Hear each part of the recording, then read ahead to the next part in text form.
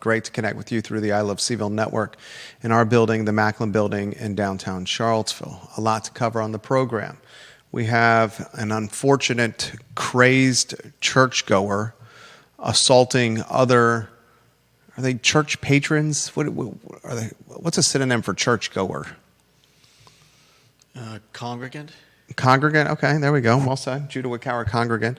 On Sunday morning at St. Paul's Memorial Church, a man stands up during the church service amongst other congregants, gets out of the pew and starts attacking people at 1701 University Avenue. Goodness gracious. In church now? A lot we're going to cover on the program, including this incident on Sunday that put a scare into a lot of people, but fortunately, other churchgoers and congregants attacked the man, subdued him until police came. It looks like we're no longer live on my Facebook page, Judah. All right. If you can reconnect that. I want to talk about that. I want to talk about Trump reversing course on holding money against Charlottesville City and Albemarle County schools. We'll talk about that today. Dirty Aces has provided some insight on what folks can expect for their business in the old Mooses by the Creek location. Dirty Aces, of course, a little bit of shock. Maybe this is fantastic branding. Maybe it's a tremendous marketing plan, having signage on the front of the business that has bikini-clad women in their sign, getting all of us talking. I mean, maybe it's genius marketing. They have now offered insight into what the paying public can expect with Dirty Aces Bar and Grill. I will pass that along to you, the viewer and listener, today on the I Love CVille Show.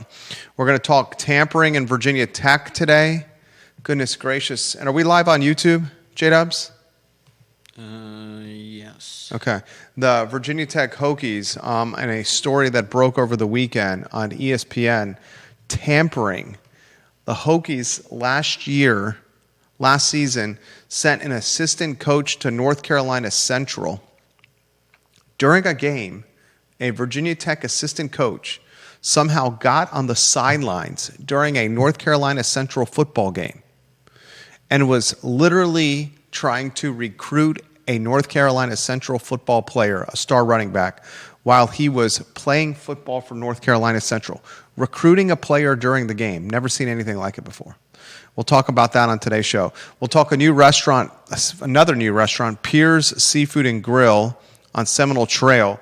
My wife sent me information on this, and Judah Wickower has photography from this. So two people that I trust, my wife and Judah, both highlight Piers. Is it Piers, you would say, Judah? Piers? Yeah.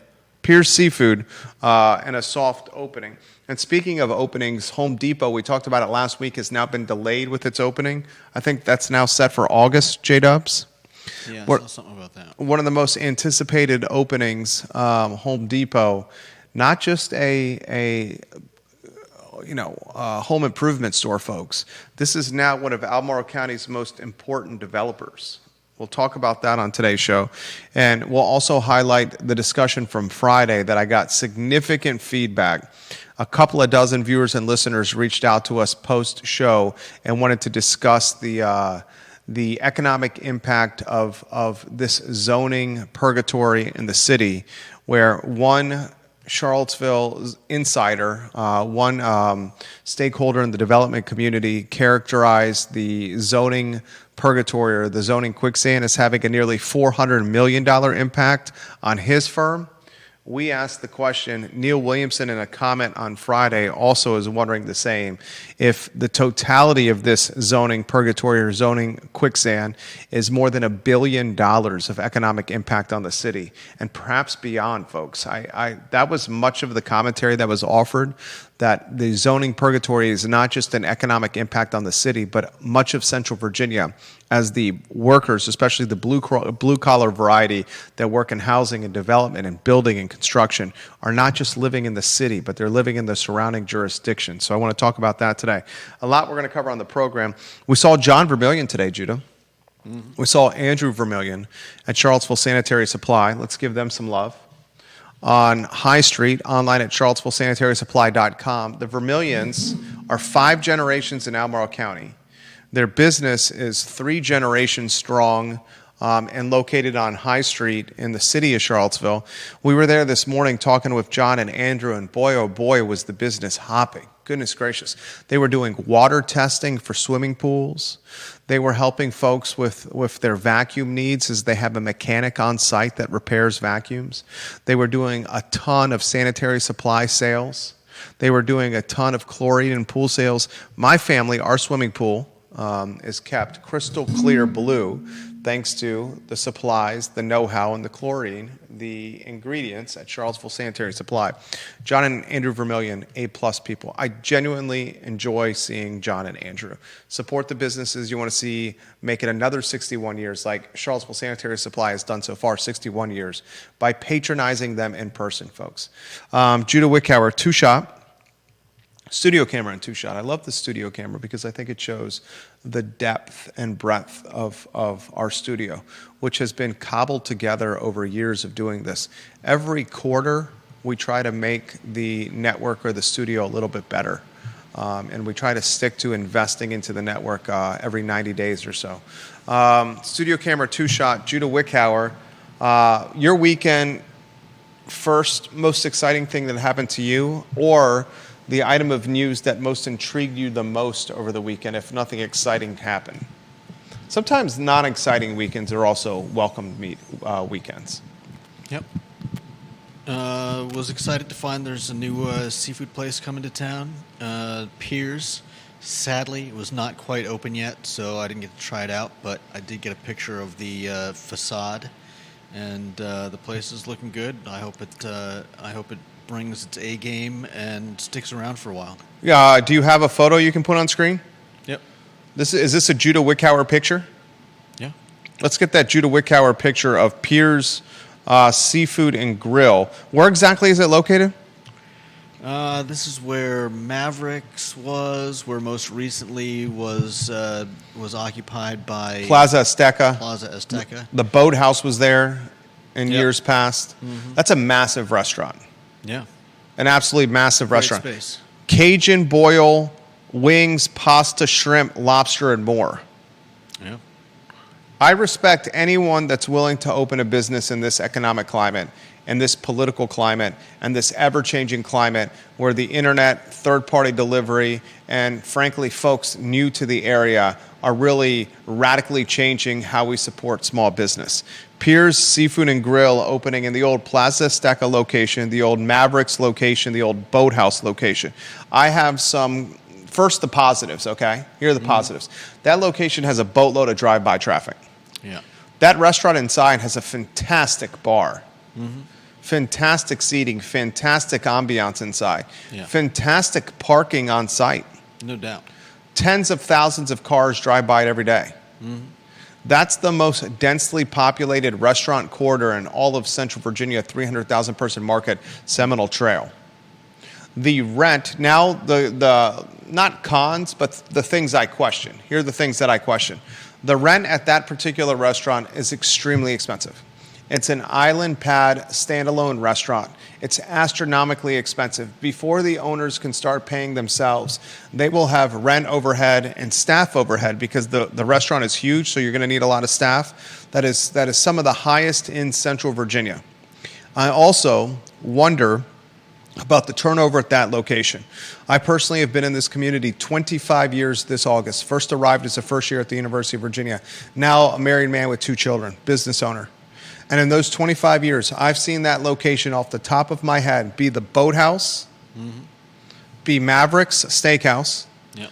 Plaza Azteca. Viewers and listeners, what else was at that location of Mavericks, the Boathouse, Plaza Azteca? What else is there? It's now Piers Seafood and Grill. Yeah. Okay? I also have this question for you. Logan Wells Colelo, welcome to the broadcast. Here's the question I have for you, okay? Think about this. There are very few seafood specific, and make sure the lower third's on screen so the viewers and listeners know what we're talking about. There's very few seafood specific restaurants in this town, right? Yeah. What are the ones that you can think of seafood specific that are in this town?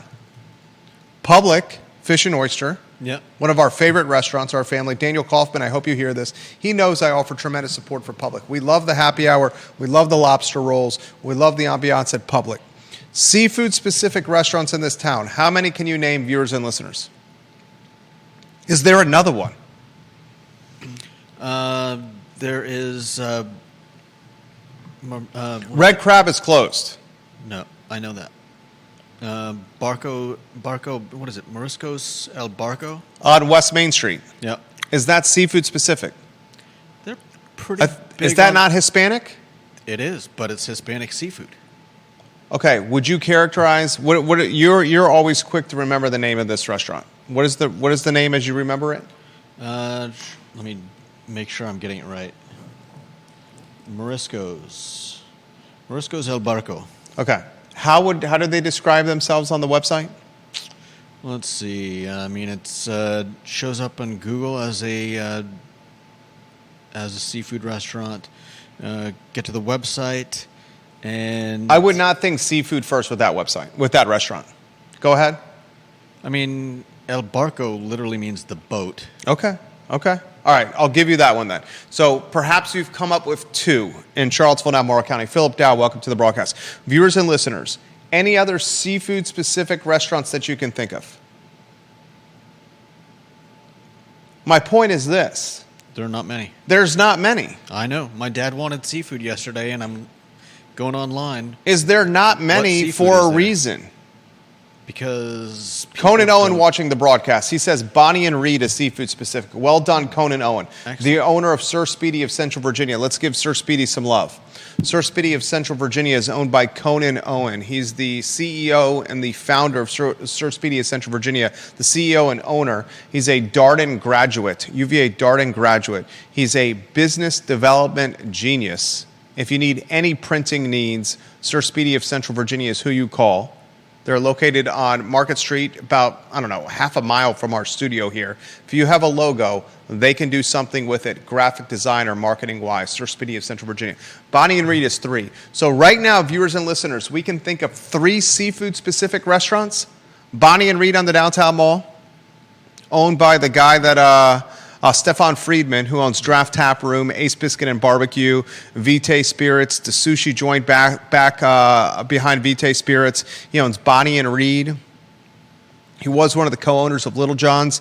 I had this conversation over the weekend. He is the owner of the Little John's Michael's Bistro building. When, Stefan Friedman, are you going to open Draft Tap Room? Judah misses it. I miss it. It's right around the corner from us. Yep. We have homeless men sleeping in your doorway. Multiple Homeless people sleeping in your doorway. Every time I walk by there, Stefan Friedman, can you open Draft Tap Room, please, respectfully? Why are there only 3 that we can think of, seafood-specific restaurants in Central Virginia? Yeah, look up Charlottesville Seafood. You get Public Fish and Oyster, Morisco's AlbCo, Crozet Seafood Supply, which... Georgia Gilmer and Neil Williamson... say Bonefish in the Hollymead Town Center. Yep, there's Bonefish. All right, there's 4. Thank you, Georgia and Neil Williamson. And if you want to go to a chain, Red Lobster. I'll throw Red Lobster in there. What? Well, you're saying Bonefish is a chain? Yeah. Is Red Lobster no longer open in Charlottesville City? No. Okay, because that's the spot that's the Home Depot spot next to Home Depot. Because the Wickhowers probably would have gone to Red Lobster post church on Sunday, right? If they'd still been around, my dad would have beeline there for seafood. Because he has an affinity for the cheesy biscuits, right? No, I think he just likes seafood, and where else is there to go? Neil Williamson, a little jab to me, and I appreciate you, Neil Williamson. I love when you jab me. He says, I know it's north of Jerry Miller's coverage territory, but Bonefish in the Hollymead Town Center. Neil, I appreciate that. Chuck Crenshaw says Pargos. I don't recall Pargos. Do you recall Pargos? Caitlin Mancini Lawton, congratulations on the newborn, Caitlin. Welcome to parenthood. The longest, shortest thing ever. The best, hardest thing ever. Parenthood. We have 2 ourselves. She says Anderson's Seafood, but that's not a restaurant. Anderson's is one of our clients. Yep. Ted Anderson. We do their branding, their website. Yeah, it looks like Pargo's was there. Anderson's, as you highlighted in your comments, Caitlin, not a restaurant. It's a seafood market, if you may.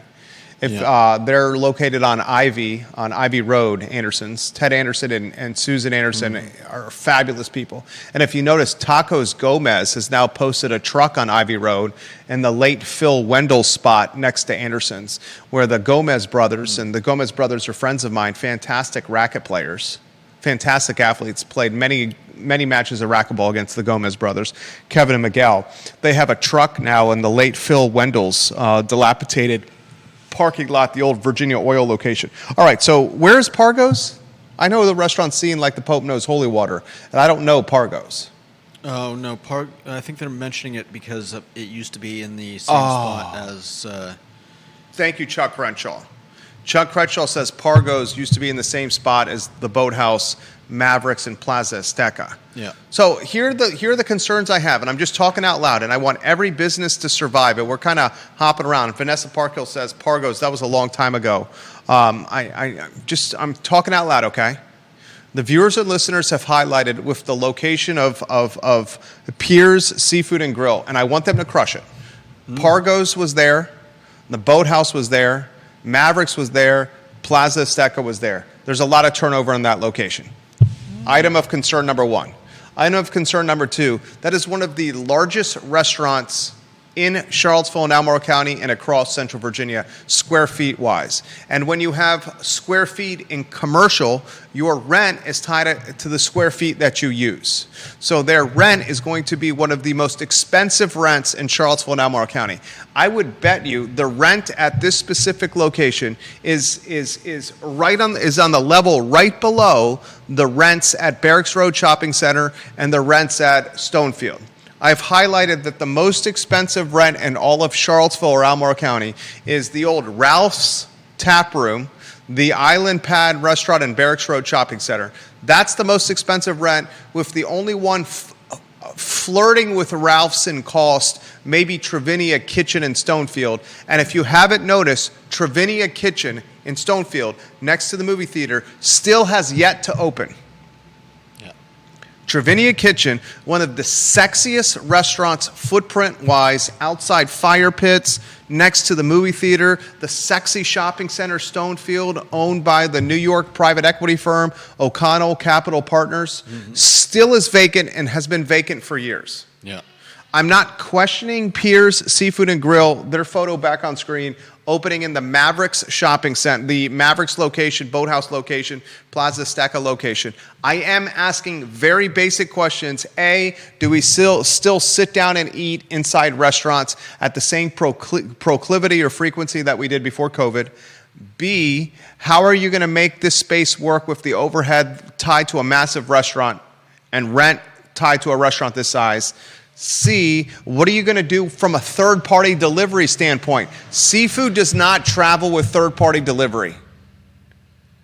Seafood does not travel with third-party delivery 45 minutes to an hour. Do you want to eat fried shrimp when it comes out? Yes. Do you want to eat fried shrimp when it's been in a styrofoam container in Christoph Schifflet's Oldsmobile and a 1-hour trip to your house from the restaurant after he's made 2 or 3 other stops and smoked a blunt in his El Camino before delivering it to your house? Perhaps not. I think it depends how far out you live. Do you want to eat fried shrimp after it's gone through Christoph Schifflet's El Camino and he's blunted all the food that's in his Camino before it got to your house? Or would you rather eat a cold sandwich or a cold salad? If he's driving all the deliveries, then no. But I think you're exaggerating, maybe just a teensy-weensy bit. For the sake of a talk show. Entertain, enlighten, and educate. Go ahead. No, I wouldn't. There are a lot of things that I wouldn't want to get. There's 4 seafood-specific restaurants in Charlottesville and Central Virginia that we can think of. There's 4. Okay. Right? Was it 4? We came up with Bonefish. Give or take. I mean, you've got some outliers. Was it Bonefish, Bonnie and Reed, AlbCo's? Mariscos AlbCo. Mariscos AlbCo's. What was the 4th? The 4th was... what was the 4th? Did you say Public? Public, Bonefish, Morisco Barcos. You literally just said this 10 seconds ago. Bonnie and Reed. We just said that. Are you That's Bonnie and 4, Reed? right? Bonnie and Reed. How many do you want? Bonnie and Reed, Bonefish, Yeah. Moriscos El Barcos, and Public. How many do you want? Okay, is that the 4? Those are the 4? Okay. There's 4 in all of Central Virginia that we can think of. And then there's some outliers. Like what? Like people that serve, like, what, there's the 2 French restaurants. Fleury and Petit Pois? Yeah. That have a seafood dish on their menu? They've got more than one seafood I wouldn't dish. say those are seafood-specific restaurants. They're not seafood specific. That's why I said they're outliers. Every restaurant in Charlottesville, Albemarle County, or Central Virginia has a seafood dish on their menu. Okay. You know, fish, crab. All right. Everyone has a seafood. Anyway, those are the questions that I have right there. Caitlin Mancini, hopefully the new pedestrian walkway will drive traffic over Route 29 and help Piers thrive. I agree. I hope so too. No doubt. I hope so too. Georgia Gilmer, Outback's Seafood Boil didn't make it here. Right. There's multiple Seafood Boil restaurants that did not make it here. I think they were takeout only. May have started with a brick and mortar. Philip Dow says Red Lobster didn't make it here. Red Lobster made it here for a very long time. That's a little disingenuous. Jen Thompson says Cheeseburger in Paradise used to be in that location as well. I forgot about that. I patronize Cheeseburger in Paradise all the time. Mark Hurley owned that location, Cheeseburger in Paradise. Thank you, Jen Thompson. You're making the program better. That's another restaurant. Pargo's, Cheeseburger in Paradise, Mavericks, Plaza Azteca, and the Boathouse. 5 off the top of our head. Yeah, I'm sure there were more. And that's just off the top of our head in the last 25 years. We wish them the best. A perfect segue into Dirty Aces Bar and Grill. If you could put that lower third on screen. Do you have the Dirty Aces signage that you can put on screen from last week? I think so. Dirty Aces, if you missed last week's show, shame on you. Don't miss the I Love CVille show. All the traditional media is watching our program and taking content from our show for the legacy media cycles. It's just a fact. I see them watching. Okay? We want you to watch the show. It's 12:30 to 1:30 Monday through Friday. We try to be the water cooler of conversation in Charlottesville, Albemarle County, and Central Virginia. When you get the Dirty Aces signage, give me a thumbs up so I can tell the viewers and listeners to look on screen. There's a new location, a new restaurant opening in the old Moose's by the Creek spot. And speaking of Phil Wendell, look at the screen, look at the screen, look at the screen. Here's the signage of the business that's opening in the old Moose's location. It's not every day in the Bible Belt. Is Charlottesville the Bible Belt? Is Albemarle County and Charlottesville the Bible Belt? I don't know. I don't know if I'd say that it is. Can I say this is the Bible Belt, viewers and listeners? We're close, but It's certainly not the Bible Belt, goodness gracious, at 1701 University Avenue. At 1701 University Avenue at St. Paul's Memorial Church on a Sunday morning when Philip Salke got up from his pew as the collection plate was being passed around as the church was trying to raise some money for its mission in South America. And Philip Salkoe gets up and starts attacking churchgoers. A couple of deacons and the choir director had to sprint and go after Philip and put him in a rear naked choke and hold him there until the police arrived while we were singing O Come, O Ye Faithful to Bethlehem. Christmas songs in July. Wow. No. What's a song that we could be singing in July? I grew up Southern Baptist, was raised in a Jewish neighborhood, and educated in a Catholic school. What is a hymn that we would be singing in July? I don't know that there are any July-specific What is a hymn? What's a song that we would be singing in church? You just want any song that you would sing in church? You're overthinking it. Throw a song for the sake of a talk show that we would be singing in church. I mean, I guess "O Come All Ye Faithful" is as good as anything. Oh, Judah.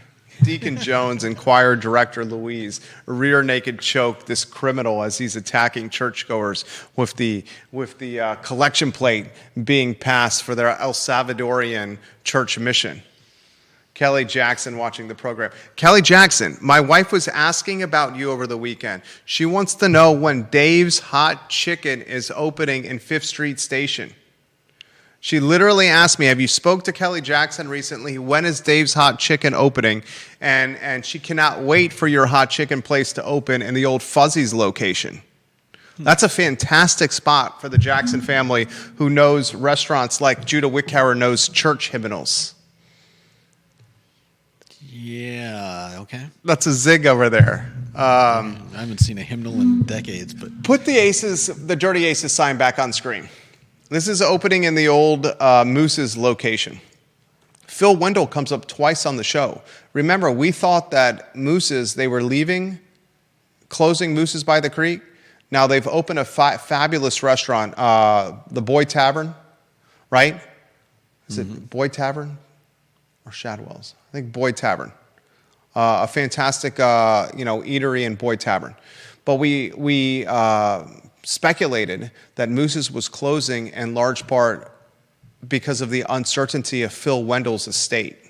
Phil Wendell's got the hotel on Afton Mountain. He's got the Virginia Oil spot on Ivy Road. The Virginia Oil spot on Ivy Road now has a Tacos Gomez truck. If you're on that side of town, we're on that side of town. Tacos Gomez, fantastic lunch or dinner. The Phil Wendell location, or one of its real estate holdings, is now home to Dirty Aces Bar and Grill. They've released a statement on social media of what we can expect at their business. I'll read it verbatim. Dirty Aces yesterday said, "We hope to open the restaurant within the next 2 weeks and then the bar as soon as possible following all the inspections and such. We are planning pool tournaments," and I spoke briefly to a gentleman about local dart leagues for the location. These are my words. I bet you the gentleman he spoke to about the local dart leagues is Rick White, who knows beer inside and out, and Rick is a server at Selvage. They also add, Dirty Aces, that our plan is to offer a friendly, relaxed environment to enjoy a cold beer, a reasonably priced burger, and a game of pool. We hope to have local bands frequent the establishment in weeks to come. They say the waitress uniforms will be no more seductive than that allowed at any other bar or business such as Hooters. If you have any other questions or would like to speak to me directly regarding any concern, please feel free to give me a call. So those that speculated, including yours truly, and I think it was a fair speculation, when you have your signage atop your restaurant of women, buxom beauties, and bikinis, bikini-clad buxom beauties, bikini-clad blonde buxom beauties. Is there any other B's that we can get in there for the alliteration? I'm sure there are. Bodacious bikini-clad buxom beauties? Blonde. Blonde, bodacious, bikini-clad, buxom beauties. Can you say that 3 times fast, Judah? Blonde, bodacious, buxom, bikini-clad beauties. Judah Wickhauer, that was so good, Judah. That's what their signage is, but he's saying it's going to be... It's going to be like Hooters. I mean, he's not exactly easing anyone's fears about the place by mentioning Hooters. Hooters is more tame than what some thought would be a strip club or blonde, bodacious, bikini-clad, buxom beauties. Oh, and definitely. Correction, it's Phil Delaney. Thank you, Logan Wells Claylor, not Phil Wendell. Phil Delaney, the owner of the real estate on Ivy and where Moose's by the Creek was, that has passed away. Phil Wendell, the owner of ACAC, who made a boatload of money with his exit at World Strides. Go ahead, Judah. I was just going to say that, nobody expected they were actually going to have bikini-clad waitresses. You did not expect that? With that signage? I expected it would be a little bit more risque than Hooters. Okay. Would you say Hooters is risque? I'd say it's more the implication of risque than actually being risque. 100%. Well said. The clothing isn't exactly demure, but at the same time, they're not wearing bikinis. The clothing of teenage girls and 20-something ladies and 30-something ladies, you would not describe in today's climate as demure, to use your words. Have you seen someone walking down the downtown mall or on Market Street or working out a gym these days? The clothing is not demure. Right. If they're going to work in the clothing that they work out in or walk around the downtown mall, then the signage indicates usually quite as short as what they're wearing at Hooters. Have you ever been to Hooters? Yeah, a long time ago. There was one in Savannah. I think it was just outside Savannah in near Hilton Head. Okay. When you have a sign like the sign they have, can you put their sign back on screen? The connotation is that it's going to be more risque than Hooters. They've now indicated that the waitress uniform is going to be that of Hooters. So I think it's one of the most anticipated openings in some time locally, not necessarily because of the menu, but because of the branding. And maybe that's the genius of the owner, that they chose signage like this to get folks talking. Yeah. Kelly Jackson says, this fall for Dave's Hot Chicken. It's not mine, but another local franchise that also owns the Jersey Mike's at 5th Street Station. They are a great group. I'll bring you guys a great meal when they open. Kelly, we would love some Dave's Hot Chicken, especially my wonderful wife, who has to put up with the psychosis of 3 Miller men in her home.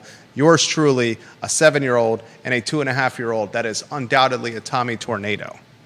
He just went to the dentist today, our 2.5-year-old. Was an absolute beast while the dentist was digging in his mouth for a routine checkup. Love when Kelly Jackson watches the show.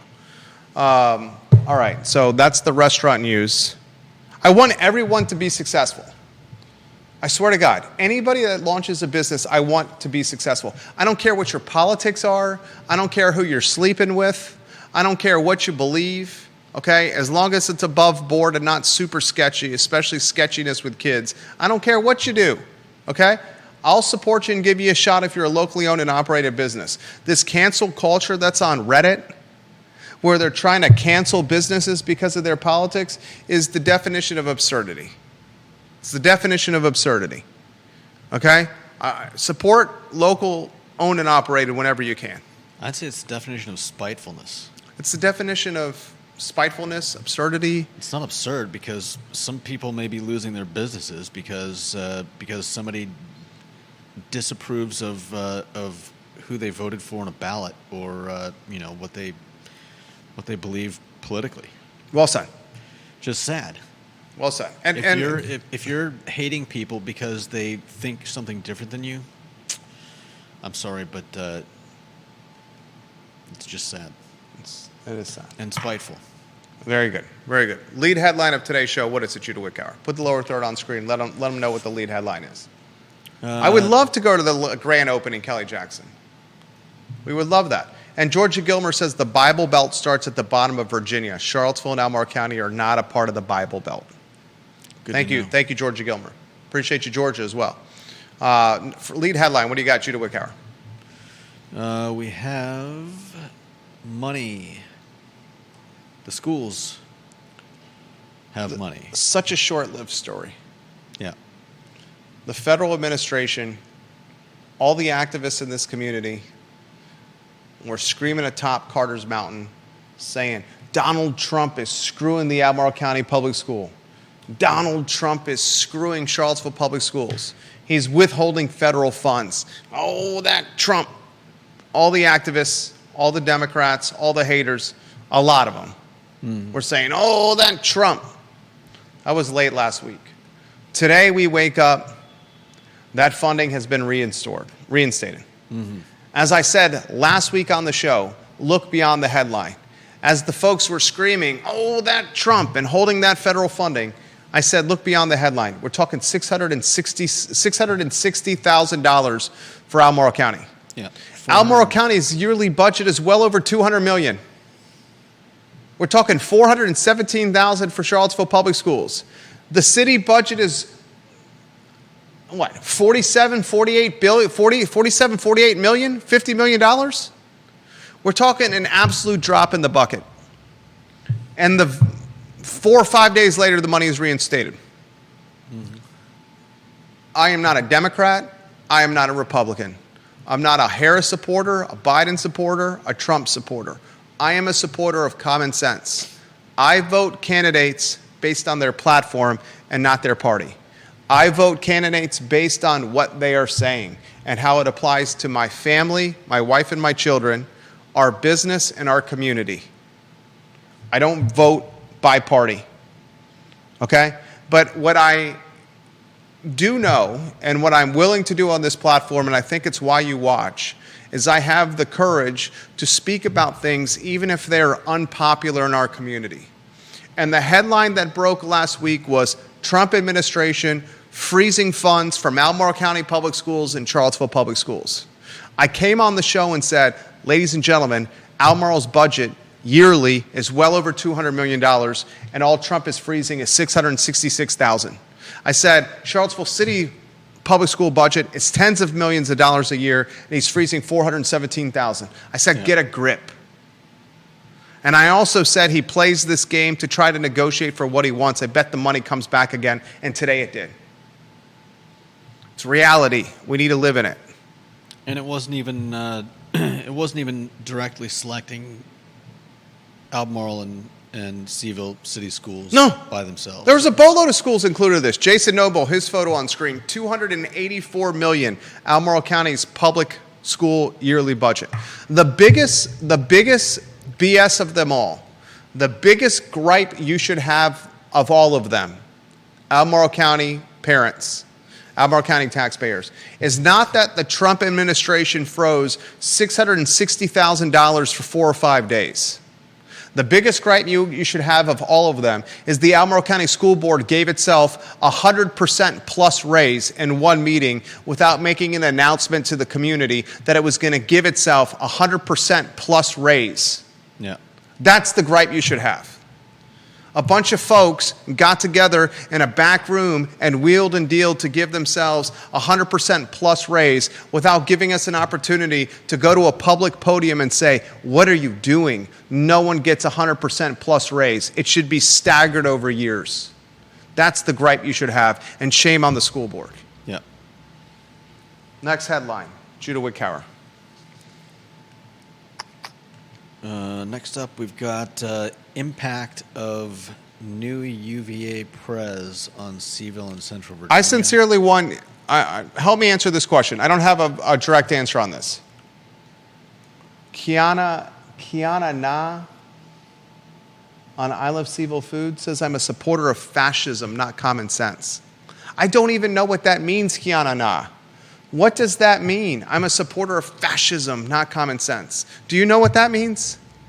No idea. Is she talking about herself? I have no idea what that means. Generally, no idea what that means, Kiana Na.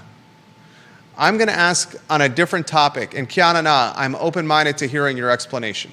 On a different topic, the president topic, what is the actual impact of this next hire on Charlottesville City, Albemarle County, and Central Virginia?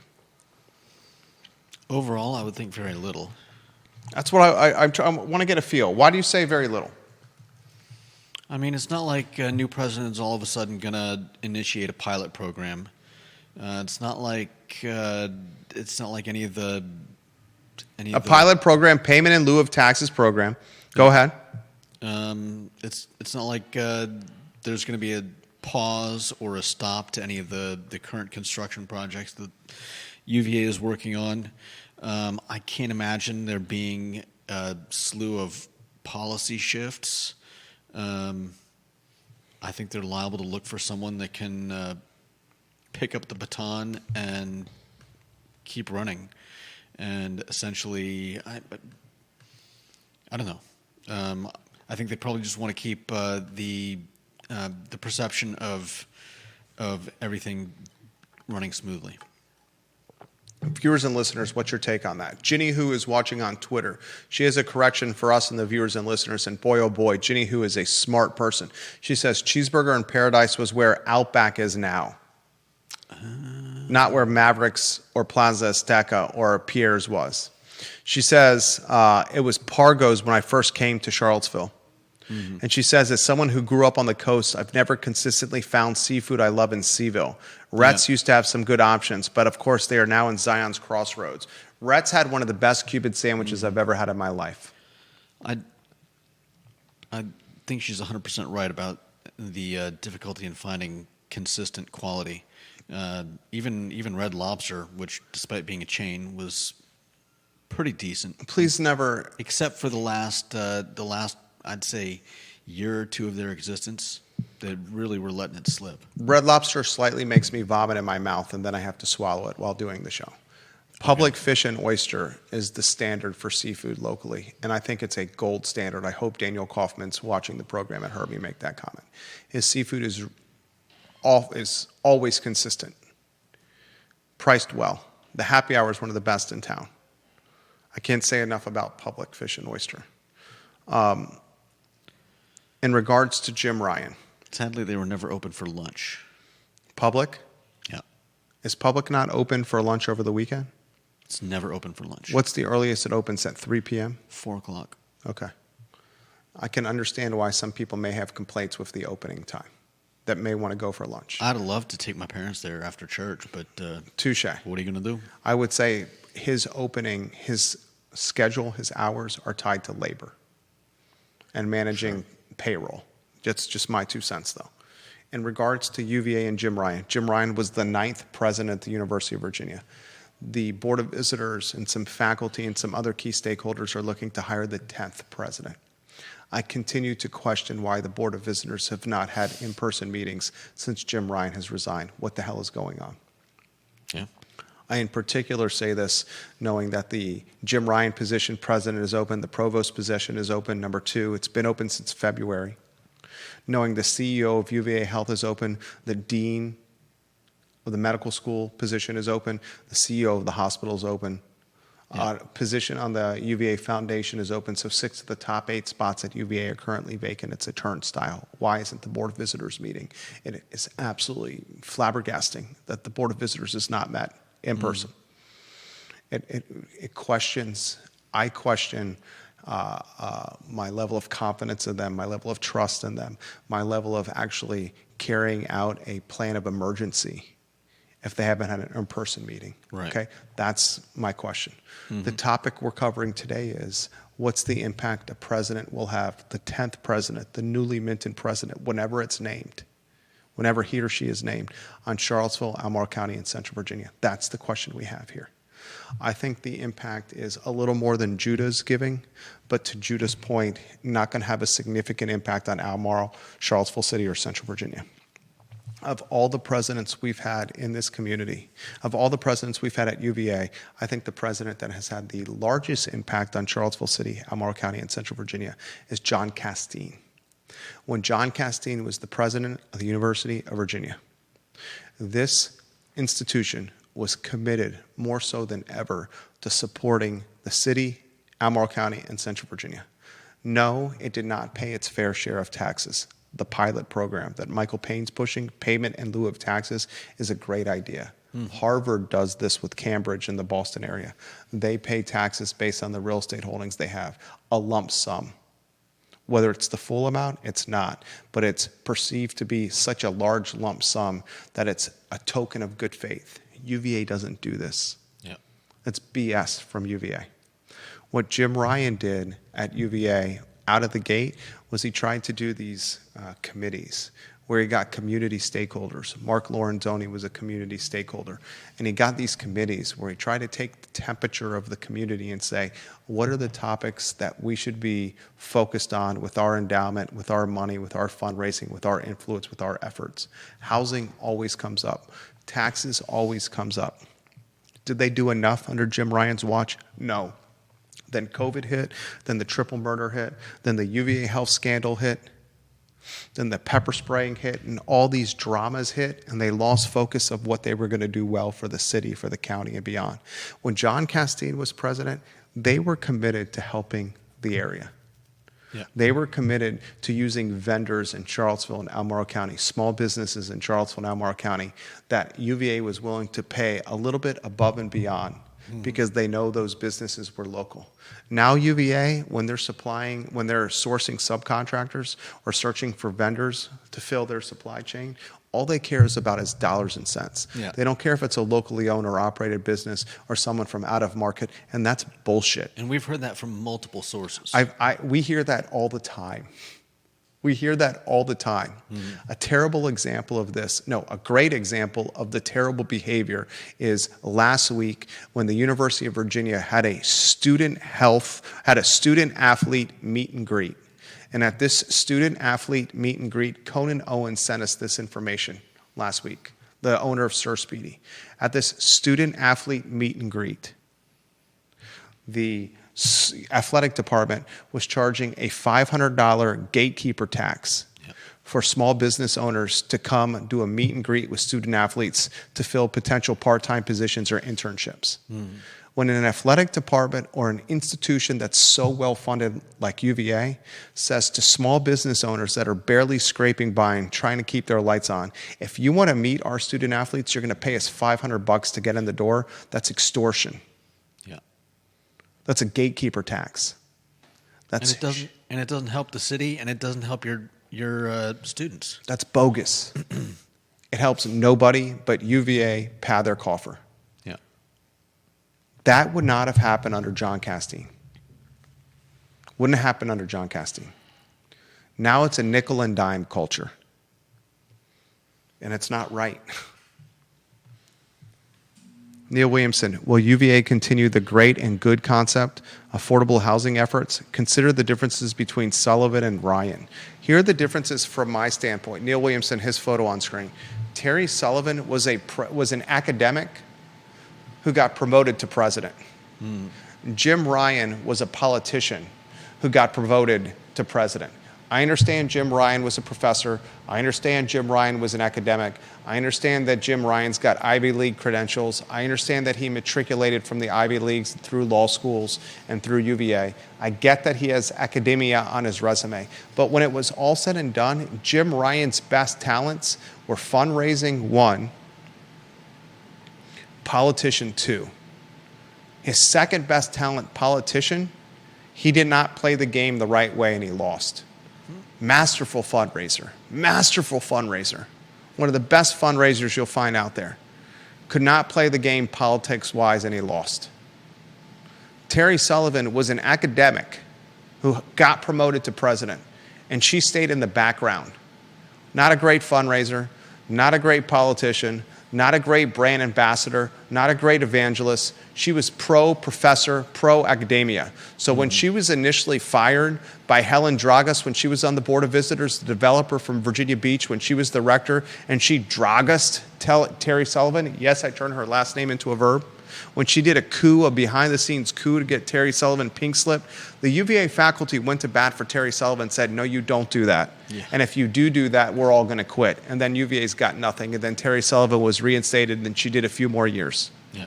She was an academic, not a fundraiser, not a politician. The next president needs to be as much an academic as they need to be a business person, as they need to be a politician. This is no joke. Whoever they hire to be the 10th president, the 11th president? The 10th president.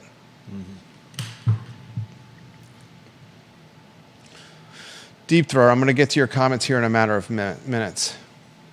The impact on zoning here in a matter of minutes. Neil Williamson says, was Castine an academic or a politician? Castine was a politician and a fundraiser. Yeah. And some of the stories, boy oh boy, we've heard on John Castine, goodness gracious, and I'll leave them in the vault. But we've heard some stories on John Castine that will surprise you, ladies and gentlemen. Surprise you from verified and vetted sources. Have we not? We've heard some stuff. We've heard some stuff. Georgia Gilmer, fun fact, the first seafood place in CVille was Tiffany's in the old Ivy Strip Mall, back when Charlottesville didn't have many restaurants. It lasted several decades. I believe, Georgia Gilmer, that was in the University Shopping Center. The shopping center where Papa John's Pizza is next to the car wash, right next to the Ivy Square Shopping Center. I've said on this program, one of the most valuable pieces of underdeveloped real estate in Charlottesville City is the University Shopping Center on Ivy Road, where Papa John's Pizza is, where the tennis shop is, where Tokyo Rose used to be. That University Shopping Center are office condos, and they're owned by a few people, including some by friend of the program, Hunter Craig, who's a fantastic padel player, Hunter Craig. I hope he hears that. One of the most valuable, underdeveloped piece of real estate is that University Shopping Center. And the reason more has more has not materialized there, or more Class A, or more opportunity or upside has not materialized in that university shopping center is because it's a splintered condo community. And boy, do I know about splintered condo commercial communities. The Macklin building, this building, I'm the largest owner, not majority owner, but the largest owner in this Macklin condo, commercial condo. Mm-hmm. It's tough getting stuff done in a commercial condo setup. I know firsthand. The next president of the University of Virginia is going to be a president that's going to have to be a politician, a fundraiser, an academic, while also navigating the uncertainty of the Trump administration. This is a job that is going to be brutal, and I doubt this position will be hired in 2025. Next headline, what do you got? At the 126 marker. Next up, Advanced Mills. I mean, this is a crazy story. Have you guys followed what's happened at Advanced Mills? Yeah. There was Mother Nature reared its influential and powerful head and destroyed a road to the Advanced Mills neighborhood. Yeah. This Advanced Mills neighborhood, ladies and gentlemen, essentially the only road. The only road into a neighborhood of 32 residences. Yeah. Now these 32 homes in Advanced Mills, the road got taken out by a storm. It collapsed due to high water and one of these rainstorms we've had this summer. Have we not had more summer rainstorms this summer than you've ever seen before? I mean, torrential lightning, thunder, heat storms, significant ones. Mm-hmm. One was so significant that it destroyed a road in the Advanced Mill Village neighborhood where 32 homes cannot access their house. They are now having to hike through the woods or ride ATVs to get to their homes because this is the only road. They have an emergency road where they lay down a blanket and some gravel to cut through someone's actual physical property. An emergency access road. Last I heard, the only way out was was not suitable for normal cars. Only heavier duty, like 4-wheel drive vehicles. I used to, back in the day, decades ago, used to date a girl that was born and raised in Greene County. And we'd visit Greene County from time to time to see her fabulous family. There are a couple of hollers in Greene County. Neil Williamson, what are the name of the two hollers in Greene County? Can you put it in the comment section? There's two hollers in Greene County. You know what a holler is? I guess it's like a little hollow. A little place where... In between the mountains. This little gully in between the mountains. What are the two hollers in Greene County, Neil? Can you let me know in the comment section? And I had a crazy idea one time. I said, let's go into one of these hollers. And she said, are you kidding me? We're not doing that. People go into those hollers and they don't come back. I said, I want to go into these hollers. And I was able to persuade her to drive into these hollers. So we're driving like a Volkswagen Jetta into one of these hollers in the middle of the day as it's going from sun to dusk. It's about to be evening. She's driving white knuckle on the steering wheel going into these hollers in Greene County. And I said, I want to see what these hollers are about. This is when I was in my 20s and, had absolutely no fear. As we're going deeper and deeper into these Greene County hollers, Shiflett's Holler and Bacon Holler. It was Bacon Holler we went into. We went into Bacon Holler. As I'm going deeper and deeper into these hollers, it was very evident in Bacon Holler that the folks that live there never leave the holler. Like it was there was one way in and one way out of this holler. And eventually it started getting nightfall, and she says, I'm turning around, I don't care what you said, and did like a skid turn with the black Volkswagen Jetta and sprinted out of Bacon's Holler and literally gunned it out of there. As people were coming out of their front porch, some with shotguns in hand, just staring at us.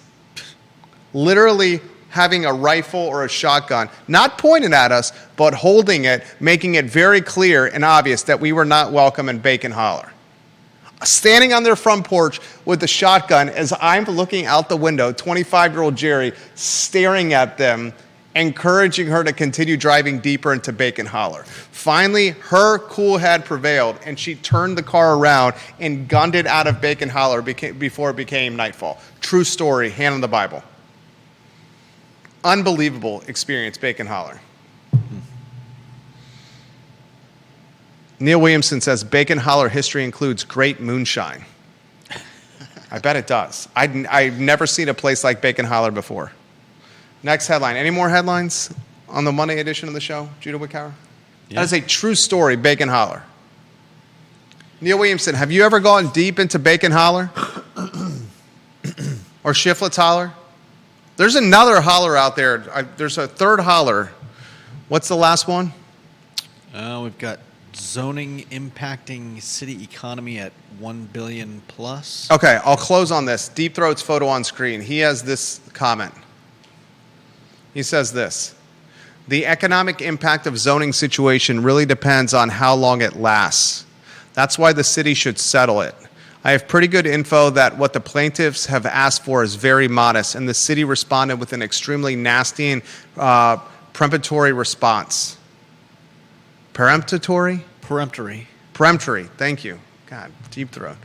Peremptory response, dumb, but that's par for the course. I also do not understand his words, the city's legal strategy. There is literally no point in a motion for reconsideration, as I mentioned to you last week, other than for Gentry Lock to try to salvage its tattered reputation and for Ryan Starks to remove the sting of embarrassment. I fear that Mr. Maddox is yet another stiff in the city attorney's office. He should not be allowing Gentry Lock to pursue this self-serving strategy. Amen on the self-serving strategy. I don't get it either. Neil Williamson and I were talking on Friday in the comment section of this show that the economic impact of Charlottesville City's zoning ordinance being stuck in purgatory, or better described, quicksand, may be more than $1 billion of negative economic impact. And then I get like 36 messages from viewers and listeners in the development community over the weekend, text messages, emails, DMs, you name it. And they're like, dude, you only talked about the economic impact in Charlottesville City. You are missing the economic impact in the surrounding counties, as the labor that works on these development projects does not live in Charlottesville City. They live in the surrounding counties, including over the mountain. They said it's well over $1 billion with a B of economic impact. And they're saying the labor force, the labor pool is what's really getting hurt here. And that's the blue collar folks that can't afford to get hurt anymore. Yeah. Neil Williamson, Bacon Hollow history includes great moonshine. I want to know more about Bacon Holler. James Watson loved my Bacon Holler story. True story. Black Volkswagen Jetta. I want to go into Bacon Holler. She said, you don't go into Bacon Holler. She was born and raised. I somehow persuaded her. I'm a very charming individual. We went in there. We got about halfway into it. It's literally, you're going up Bacon Holler into a mountain that winds like a snake, the road does. It's barely a road. And as I'm getting deeper into Bacon Holler while sitting in the shotgun seat of this black Volkswagen Jetta, as she's white-knuckle driving the Jetta, I'm looking out the window, and people were literally on their front porch holding rifles and shotguns in their hands staring at us. Multiple houses, showing how unwelcomed we were to be there and how significant of an outsider they knew we were. And then eventually she said, stop it, I'm turning around, and did a skid turn, turned around, and went like 60 miles an hour down the road of Bacon Holler and out. And she looked at me and said, never have me do that again. I don't know if Neil has read this article, but apparently there's a Daily Progress article from April of 2021 titled a brief History of Moonshine in Greene County. And they do mention Bacon Hollow. You should Bacon Holler in Greene. You should seriously look into it. It is bananas. It's the place where time stopped. Time stopped at Bacon Holler. All right, I got to get out of here. I got a 2:00 meeting. Kiana Na, I have no idea what you're saying about me and fascism. I don't understand your comments here, Kiana Na. I'll close with this. Someone needs to put a white paper, some kind of analysis. Maybe it's the Free Enterprise Forum, maybe it's Weldon Cooper, of the economic impact of this zoning purgatory quicksand. Because the folks that were communicating with me over the weekend said $1 billion, the economic impact, our estimate on Friday, mine and Neil's estimate on Friday, the folks that were communicating with me, which are the heaviest of heavy hitters in this community, said that number is extremely light. Extremely light is what they said. All right, that's it. That's the Monday edition of the show. We hope you enjoyed it. Judah Wickower, Jerry Miller, the I Love CVille Show. Subscribe to our YouTube channel, guys. Tell somebody about the show. We work hard for you. We don't ask for anything except for you helping us spread the gospel, please. Thank you kindly for joining us so long.